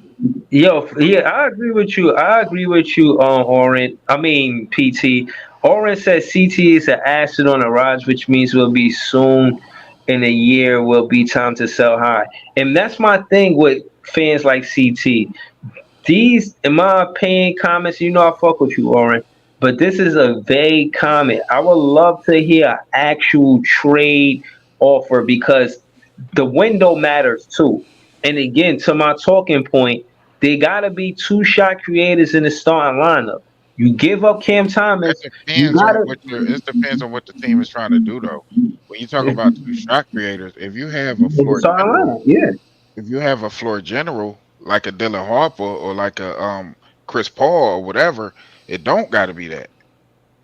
You see what Okay, I'm so saying? they, It but depends no, on but how you what I'm building your saying, roster.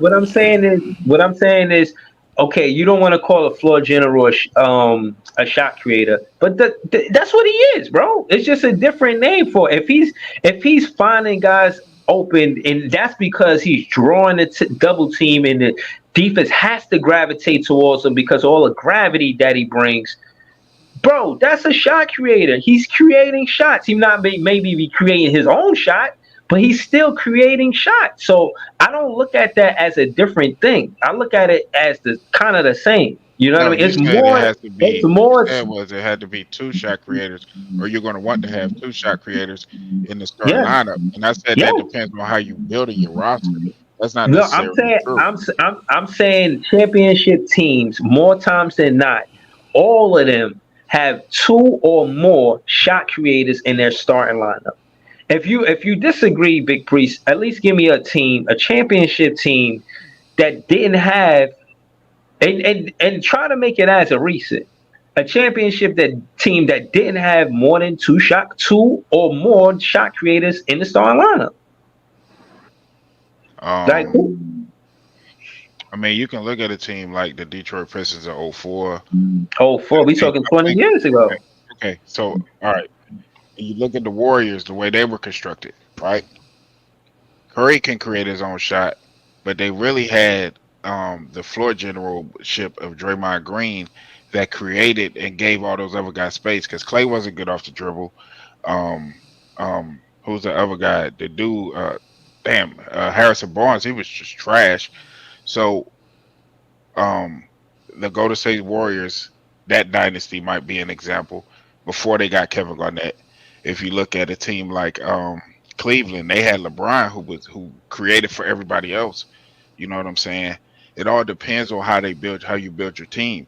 Or you can look at a team like Oklahoma City who had Russell. But hold on, let's slow it Right. down. Kyrie and KD were shot creators. Kyrie and LeBron were shot creators when they won that championship. Like, let's be for real. Both of them create their own shot. I'm not talking about just going to the championship. I'm talking about winning it. Like Kyrie and LeBron was on the same team when they won it. Steph Curry and KD, you But see, said that's that. but when you talk about, but you still got to think about teams who are title contenders. Okay, Even but even the okay, but all right, even the right, last right, Warrior team that won, they only right. really had Steph Curry, and they won the Right, but championship. all right, but again, I'm not going to say that's the exception. You're Jordan just Poole right. You're wasn't just a right about you're right about Jordan the Jordan Poole Poole Warriors. wasn't a wasn't. shot We creator. saw Hold on, what Jordan Poole was in Washington. Jordan Poole's a shot creator. That's a No, fact. Yeah, he's not Jordan really Poole a. He's was not really a. He's he's not a. Come on, He's man. a shot Jordan Poole jacker. was nice. Jordan Poole is He's a a shot to creator, me man. Come on, Big Priest. to me Jordan Poole is a shot jacker because Bro, come on, man. He was creating his own shot. You might not like his game or whatnot, but just to the talking point of starting five, a championship contending team, be having more times than not. And I'm again, There are going to be examples, Big Priest. I'm not trying to back you into some corner and say, "Oh, you can't find no team." I'm saying more times than not, those championship contending teams have two or more shot creators. That's But basically what I I'm would saying. most championship team. If you're talking about, I don't think the thing is excuse me. I don't think the right term is shot creator. With all due respect, I think you might say two stars. I think every championship team has two stars, and that's not always two shot creators. That's what I kind of more looking for. Um, I think that's when you're talking about a championship team. I mean, like That's for what I instance, kind of. the Celtics, right? The Celtics last season they had Jason Tatum, Jalen Brown, Drew Holiday, Porzingis. That's four shot creators in the starting lineup. Denver the year before, you got Jamal Murray and Jokic. That's two shot creators in the starting lineup. Excuse me. I think the year before that, I think Golden State won it. Not, if I'm right. I don't, but I see. I don't just look at. I don't just look at the teams that because with Giannis, you could say that Middleton and Giannis kind of, but Middleton is better because of the gravity of Giannis. So, um, Drew Yeah, Holiday was Drew a shot Holiday. creator. Yeah. but Drew Holiday is a high end role player. He still At was this creating point, his own shot. He was getting to the basket a lot in those playoffs. He do He what he was do. and again. What I'm saying is, so you know where I'm going with this, Big Crease. Cam Thomas is an asset to Orange Point, but he's an asset we should keep. Because you can't just get somebody. it depends on what direction the team is trying to go though. So I don't What know if you that. mean? Where you think we going? We trying to build from the base, which is now, and we building block by block, brick by brick. That's the direction we going. We going up. But we understand going into this season, we still trying to focus on getting a lottery pick, a high lottery pick, going into that next season. Sean Marks never had one, so everybody wins. Cam Thomas gets to put up the numbers he wants, so he could get the contract he wants. Ben Simmons is going to be off I the don't. book, I don't. so See, this is my thing. I don't know what contract that is. Um, me neither, that's bro. But I know he's trying to get paid. that's the whole point. You got because see, in order to even with a guy like Anthony Edwards, yeah, I think you got to. I don't know to be a if you're talking about a contract like Nick Claxton, I'm kind of I don't know. I don't know how that works.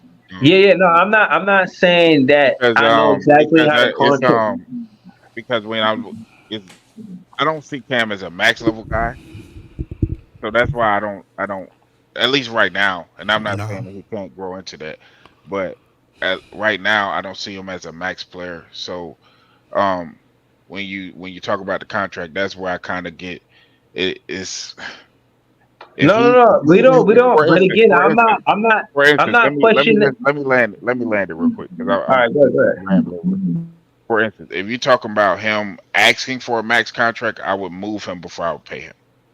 I'll just put it like that. Okay, but I'm not saying it for him to necessarily get a max contract. I don't know how they're gonna keep him with what contract, but I know they should keep him because again, my question is if not Cam Thomas, who? And then whoever that who is, you're gonna have to pay him out the wazoo. Ain't no fucking way you're gonna get somebody a scorer like Cam Thomas, and let's say you go a different direction than Cam Thomas. And somebody said this, I think PT said this last stream. He has the best contract in the league. For what you pay him and the way he can score the ball, there's nobody doing that in the entire NBA. He has one of the best contracts in the league. I would say top five contracts in the NBA as of now. That's a fact. So for them to move off of Cam Thomas and do what? Get who? A player that's 6, 7 years in when the trajectory of this team is to have our roster 25 years or younger? You feel what I'm saying? So it's just a lot of when you talk pros and cons, there's more pros keeping Cam Thomas than there are cons. I'm not saying he perfect, but there's more pros than cons. That's what I'm saying.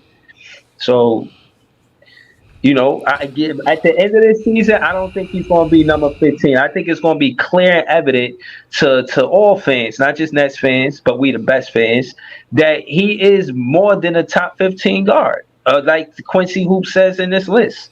I think he would be a fringe to top 10 guard, or definitely, or solid. I'm gonna say solidified top 10 guard. I'm gonna say a solidified top 10 guard. Let me just read this real quick about Orange Spiegel. He says, I would do Brandon Miller for CT in a second, for example. I wouldn't. To be honest, it's because I haven't seen Brandon Miller play enough basketball, and all I do know about him is that he kind of had a rough start in the beginning of the season, but that could easily be overlooked. But off what I've seen thus Hey, far last season, I'm gonna say no. And then Orange Breezy, Spiegel, Breezy, huh? my brother. Yeah, yeah. What I up? need you. I will never lead you wrong, my brother. I would Brandon take Brandon Miller for him right now too. Brandon Miller is 6'10", has a wet jumper, can shoot from three, An and efficient player. efficient, plays defense. Listen, Brandon Miller didn't He's go a two top guard three. at 6'10". Yeah, he's a That's big that's He's kind boy. a of two crazy. three. He's a two guard slash small forward. He's a wing. Yeah, He's a he's a wing, two but three. He can because he's young, they put him at the two. But he's damn near unstoppable. Yeah. Like he what he's gonna be is incredible. Like trust me on that. Yeah, Trust me on that. Like Brand, yo. All right. I get with this. Look, But I do think Cam could be a top 10 shooting guard though. It's up to him. If he does the intangible things, the leadership things, and creates offense for other people, listen. If Cam Thomas develops the other skills, he's basically Harden. I know that's crazy to say, but if he could, but if see, it's it's crazy to say PT in a vacuum because Harden is one of the greatest players of all time. of So I course, don't, so I don't kind of, yeah, that's where we kind of be jumping off the plane, but jumping I'm out the just talking plane with no about the skill parachute. set. I'm just And I talking ain't about seen the Harden skill ability to set. just That's why score. Say it again. I haven't seen Harden's skill set. Harden was way more than a scorer. Harden was Yeah, a great playmaker in OKC before he even got his own team. He was right. an elite, like top two or three in basketball playmaker at Yeah, that he point. didn't have that in college though. He had to adjust. You know what I'm saying? Because they had him behind Westbrook and KD as he should have been. They bought him off the bench, and in that role, he had to learn to become a passer. He became an elite passer. That No, that's I the think he question. always. I don't agree with that. I think at Arizona State he was an elite passer. Oh, he I used to think, just go in Arizona. In Arizona but State, he used to I just saw the playmaking though. I saw the playmaking when I yeah, he watched. he he definitely had it in his bag. It's a they're not the same. Obviously, Yeah, uh what's his name was a Harden was a lottery pick. He's a little bit bigger, he's a couple inches taller. Cam got a long way to go to be that. But the scoring is there. The scoring is the hard part. The other stuff is easy. I Well, not don't think easy, but so. easier. I don't think so. And let me tell you why. I think Jordan Poole. This is how I kind of look. I think and I'm not being disrespectful. So don't jump off the plane. Uh, Breezy. I think Jordan Poole and Cam right now are a great comp because they can put up numbers, but it's about the winning, right? Yeah. So Cam is putting a up better numbers locker to room me guy. in the league in this league, I think put the numbers are the easy part, and that's I ain't trying to You mean the the scoring? scoring numbers yet because of how the league is set up, and if you had the freedom to shoot, if you had the freedom to shoot, and you're in this league, right? I feel like you can get the numbers. You just as far as being a complete player, that's what these teams look for as far as championship level rosters. Um, and I think Cam could get there. I just don't. Yeah, I just don't know if he's there yet. I know he can get a bucket, but we see, like I said, we saw Well, when Jordan Poole was given his own team what that looked like. the the other thing that Cam got to show up is his clutch shooting. yeah. Well, Someone was saying, he leads the league in fourth quarter scoring as a but two not guard. but not No, last that was minute. Kyrie Irving. Cam That was Kyrie Irving. in the Kyrie fourth Irving, quarter. Yeah. Kyrie Irving is the highest fourth quarter shooter. Oh, Cam is in that top five. Then I think. Yeah, but he's a What saying is terrible that clutch shooter. His clutch shooting is awful. Not. Yeah, it's I not think I've good. only seen him close 2 games, the Knicks Not and the good. Lakers. Now I'm comparing him to Brandon Miller. Brandon Miller played 10 games more, but his 3-point shooting wasn't all that great. 30. It Brandon was Miller, under Brandon Miller's 37%. 19. That's why I 37%. said if a guy is allowed to He um scored. His average if a in guy is allowed to 17. shoot the ball, they're going to be able to 44%. put up numbers. Cam Short 44.5. Like if you look at what PT was talking about, like in the clutch game, in the clutch shooting, he was only shooting like 30% from the field and like 20% from three. Yeah, Those aren't good numbers. he was in the bottom 10. He was in the bottom 10, sometimes bottom 5 in clutch shooting. And I like he hasn't shown us like Joe Johnson type of just a knack for scoring Yeah, at the ISO game. Joe. That's He, absolutely. he has to have that in his game. Because the ball is going to be in his hands and he's going to shoot it. So he has to have that in his game. Oh, then how are we gonna tank with this? Oh, we're gonna tank. This is gonna be trash. The tank is going to be super easy. Don't worry about it. Don't worry about that, brother. That tank you're gonna be amazed how easy it is. Because I mean, he ain't gonna be efficient then because they're gonna double him. No, and that's the thing. They're gonna double him. Efficiency. I don't even know. Like I say, the efficiency is going to be his issue as the guy. You see what I'm saying? We know Nick can. But I mean, he's on a baskets team that's around the going rim. to tank. He got to And pass you out of double ask him- teams. No, Yeah. I've seen guys do it. I've seen Jimmy Butler look good on a bad team when Chicago fell apart. You know what I mean? I've seen guys look good on a bad team. That's possible. It's just is he It's gonna harder. is he gonna add those things that makes him look good? Like he's gonna look bad if he's just shooting over double and triple teams. But if he's passing through them, if It's he's hard for hoping me to say shots Jimmy from other Butler though, people, PT, because of Jimmy Butler's work ethic and his already elite defense. Because he was an elite defense from day one. You know what I'm saying? So See- Jimmy Butler had to learn how to score.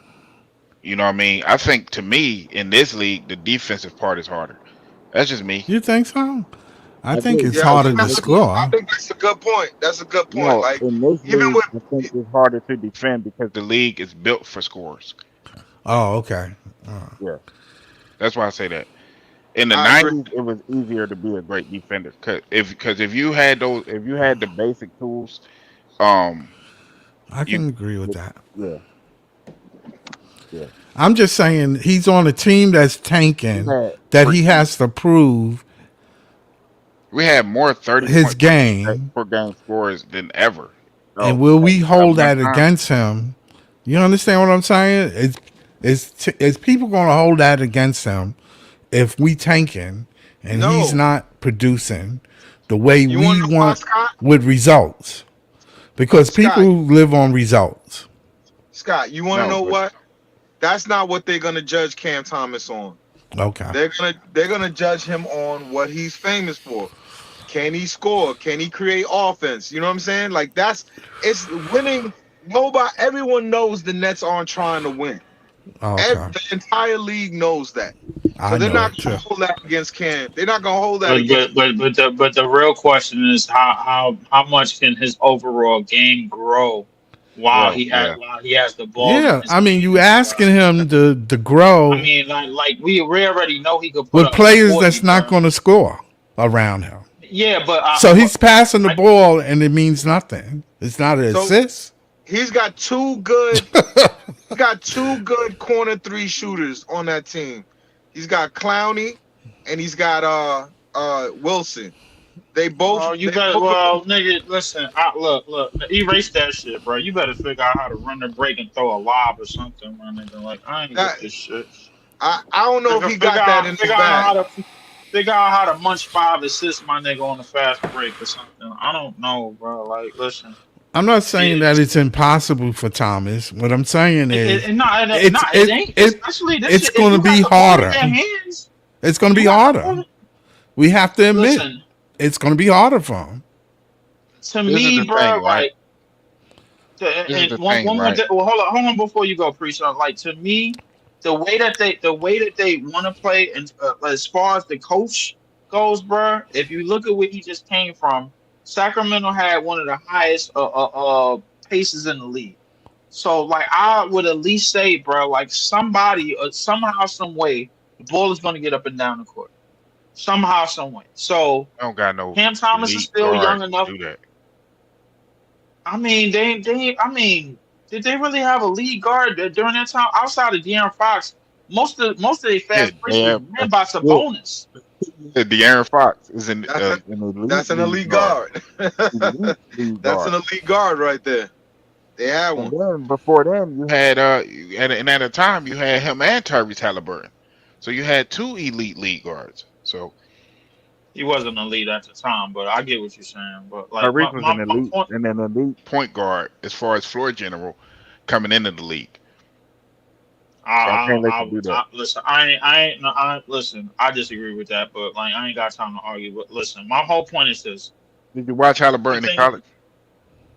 Fuck Halliburton in college. That's how I feel about it, bro. Like, listen, what I was saying was he's good. He was good. He was good as a rookie. That's what I'm talking about as far as a playmaking guard, an elite like floor generalship type of guard. That's always been his game, and it was elite at it coming into the league. But they didn't need him there with the way they wanted to play, and with De'Aaron Fox already being there. They were going to pick between one of them two. My point is this: the way that if you look at the way that Sacramento has been running a lot of their breaks, a lot of their fast breaks, just that alone, bro. Like, most of that was off the strength of Sabonis getting the ball off the rebound and moving that shit up the court as fast as he was moving it up the court. That most of that was. Defensive coach. We have the defensive coach from Sacramento. We don't have the offensive. He ain't coach. no damn defensive coach, bro. Like, when was he? What did he do? What did he do defensively, bro? Like, Sacramento defensively was terrible. Well, that was his role. That's Jordy's role. He ran the defense. What defense? Well, he's going. Well, I don't know if he's going to run the offense like Sacramento because he wasn't the head coach. But I think again to PT's point, it seemed like from him answering the questions in the media, he is gauged to focus on defense. His identity is a defensive style coach opposed to D'Antoni with a 7-second offense or whatever the fuck he just on. But we'll see, man. Hold on, we've been at it almost 2 hours. I'm finna close out soon. But before we do, I just want to say the 34% of people watching that's not subscribed. Tell me why, and I'll address it. If I could, better the content, I will. A man of the people, just trying to do my best as a content creator. As y'all can see on the bottom of the page, it's my 1,000th video. 1,000th video.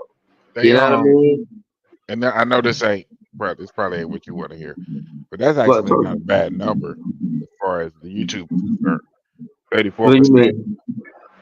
Oh, I mean, I gotta people say that have like 60-70% of people watching that's not subscribed. I know that's not what you want to hear. You want everybody that's watching to just take that 1 second and hit that subscribe button. I'm just help you with your that's not a bad number, bro.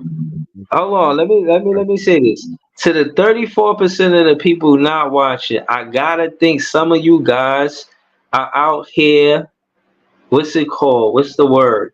Stealing content. Y'all probably watching the takes, listening to how we talk, who going to whatever. I'm not gonna say no names because I'm not putting no names out there to say who's out there stealing content. But I gotta think sometimes that y'all watching and not subscribing because y'all don't want me and y'all algorithms. Maybe y'all got bigger pages.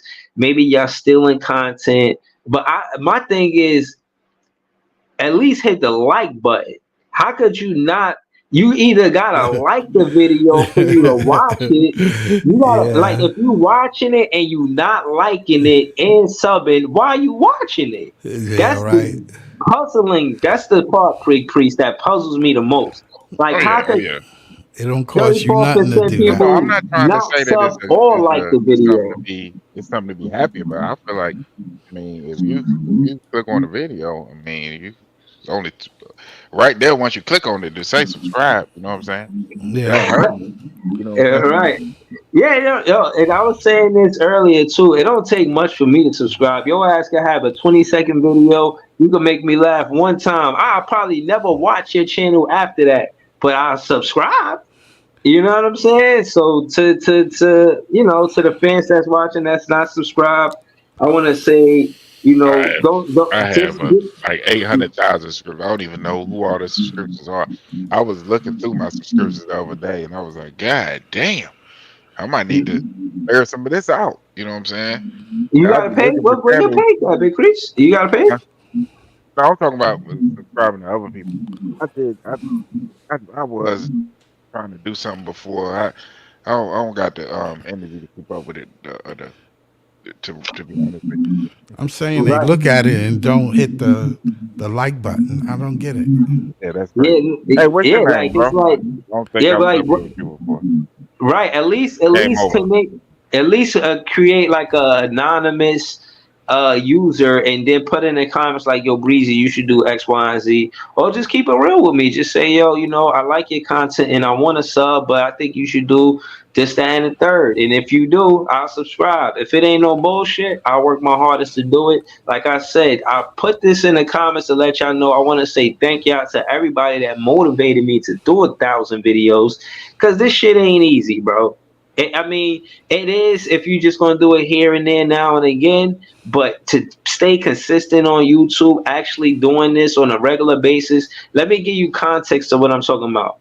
Even TV shows that syndicated 5 days a week, them motherfuckers could be on for a half hour.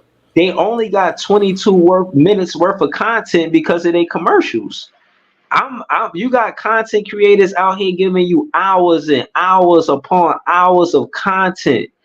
So I just want to let y'all know that it'd be nice. It'd be nice if y'all subscribe. You know what I'm saying? Obviously I can't force y'all to subscribe, and obviously I ain't mad. I ain't that mad to stop pushing content because y'all didn't subscribe. But I just want to let y'all know that I enjoy doing this, but it is work. This is my 1,000th video. But I want to thank Big Priest, Leaf, Scott, PT, everybody that joined the panel, that sub, that helped me grow the page. Everybody, you know what I mean? Just kind of pitching in, participating, doing a part. And I want to say for the Yeah, and I'm likewise, if kind of a there's big deal around here. So subscribe if you want to. yeah. If Big Priest, Scott, PT ever start a YouTube page, believe me, I will be there supporting their page too. You know what I'm saying? So I'm not just somebody that's, oh, please support me. Nah. If y'all got something going on, let me know. I will be there to support what you got going on as well. But yeah, man, everything counts. It could be a 99-cent super chat. It could be whatever. Any and everything counts.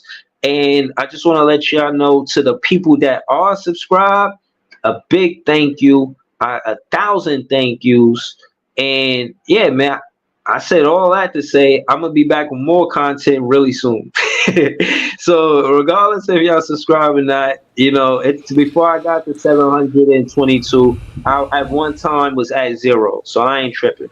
But I want to say thank you guys. I think we got some things accomplished, and y'all can find Quincy Hoops on IG. He's the one that made this list. Let him know that Big Fan Breezy is looking for him. I All sent it. right. You know All what I'm right. saying? Yeah, I'll let him know. But yeah, thank Oh, that's y'all, your boy, man. homeboy. Dang, I don't know him from a can of paint, but No, we don't know him. His name is Quincy Hoops on IG. He's the one that made this Crazy. list. I'm Yeah. just telling you. I know you get offended by lists like this. You're gonna be fighting the whole community because they just don't feel like you feel. I'm telling you. No, Hell, I take your word for it. I take your word for it. But yeah, man. Again, I can only appreciate those who are actually subbed, and I appreciate everybody. But I yeah, big thank you to the ones who are subbed and helping me grow the page. And this is dope. This was a dope stream. I'ma always remember my 1,000th stream, man. Trust me. I'll be back, man, from 1,000 to 2,000, man. Y'all know how we do it. That's right.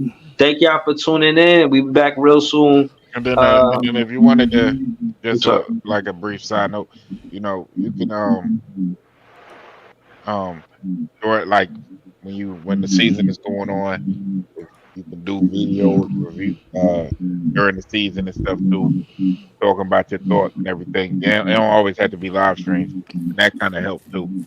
Because some people like to consume their um content in doses. You know what I'm saying? So it's something to Oh, you saying try do more videos, but avoid videos, more videos shorts? and shorts. Yeah, Okay. yeah. All right. See, that helps. That helps. Y'all want to give me some advice like Big Priest did? Trust me, I'm all ears. Again, I would consider, I won't say a novice, but I feel like I could learn from, I could still learn. So, I'm here to listen and grow with you guys. Pause. But shout to all you guys, man. And Nets fans is the best fans. We be back real soon. Peace, y'all. Peace, everybody. Peace.